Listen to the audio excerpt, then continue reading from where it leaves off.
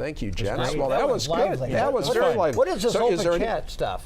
This is what we're doing right now. It's still rolling, so be careful. You know, you're always cautious about what you say, Shawn. But you know, make a terrible disclosure.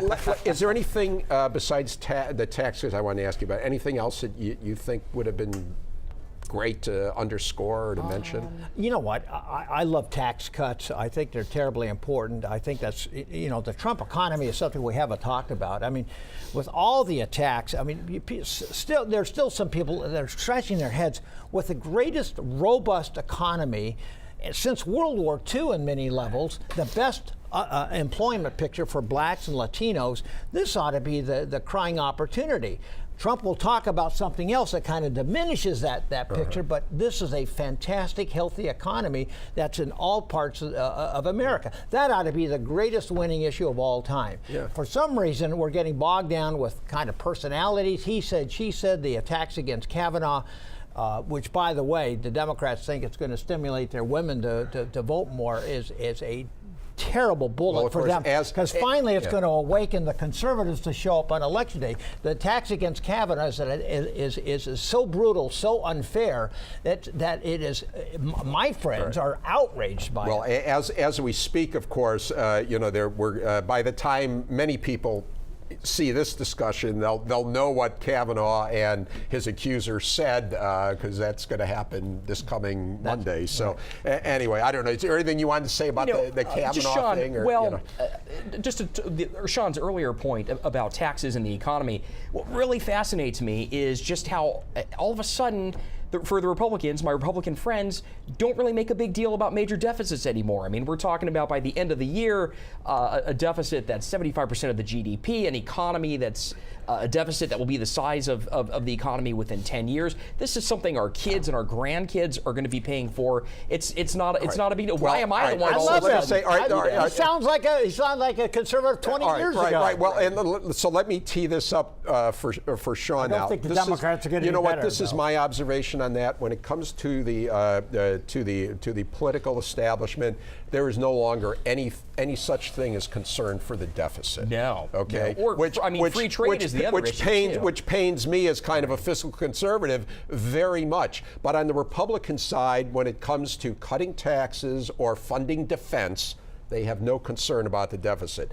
The Democrats only are concerned about the deficit when it comes to cutting taxes or dividends. On everything else, you know, free education. Yeah. Do you ever hear? Does any Democrat say, "Well, wait a second. If tuition's free, that might wind up, you know, increasing the deficit or any program there." So what I'm saying is, neither party, it seems to me, has any concern about deficits. The only difference, though, is that the Democrats tend to prefer spending that money on infrastructure, on social programs, and not obliterating foreign countries. Right.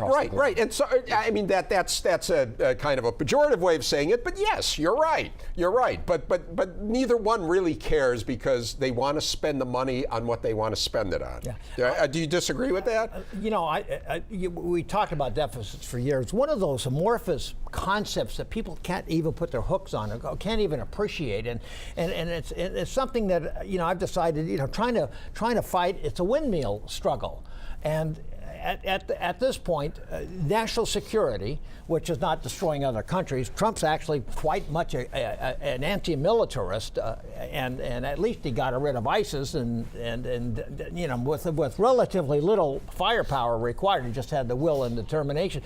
But national security, of course, is impossible. We spend so much money on social programs, on all kinds of agencies, and you just see the government constantly getting bigger and bigger. And when anybody even talks about reducing the level of increase of spending, that's considered a cut. Okay. We're in another age. All right, but I think the deficits are a lost cause. As much as it pains me, and it is a tax on future generations. Yeah, I don't think one can argue it isn't. But, and just one more side point. Curious, Rick and Shawn, as to what your views are on this.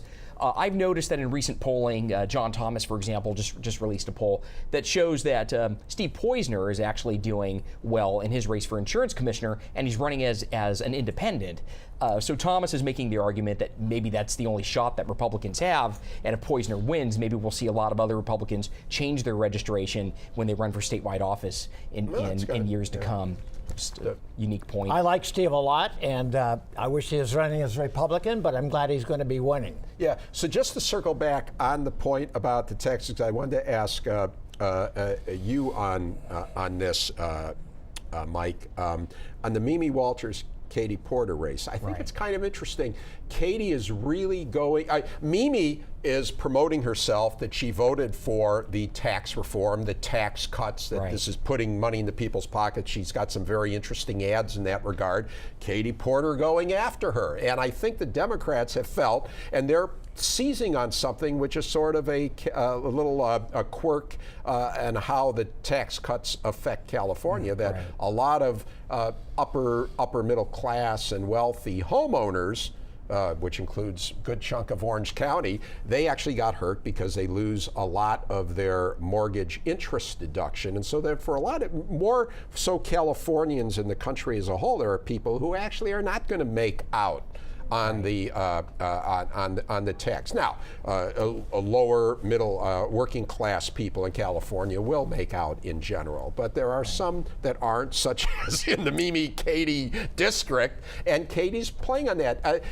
How do you see that? Is that something Democrats can exploit? My take on that is that Katie Porter is really targeting the progressive community around UC Irvine, the academic community in Irvine, and I think she is counting on the solid red areas of Lake Forest and Mission Viejo, who are Republicans, but maybe Mitt Romney Republicans or John McCain Republicans, counting on those people from the electorate not to show up, and hoping she can energize the progressive base in that district. Because I was going to say the progressive base, they were against the tax cuts because it went to corporations, you know. But as far as it, it hurts somebody with a home on the coast, they could care less about that. But you're saying that if that person who lives on the coast decides, hey, I'm not voting this time, know, that then it helps her. What do you think?